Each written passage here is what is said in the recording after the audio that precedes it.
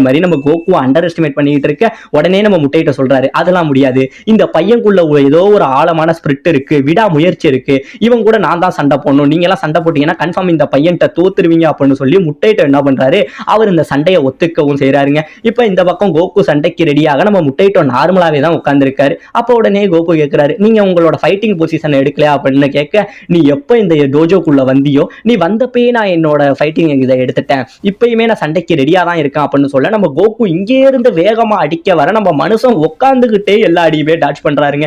முடிஞ்ச வரைக்கும் கோகு எப்படி எப்படியோ ட்ரை பண்ணி பாக்குறாரு. ஆனா நம்ம முட்டையிட்டோ எல்லா அடியுமே டாச் பண்ணிட்டு இங்கே இருந்து அப்படியே கையை திருப்பிக்கிட்டு ஒரு விரலால ஒரு பவர் தாங்க வைப்பாரு.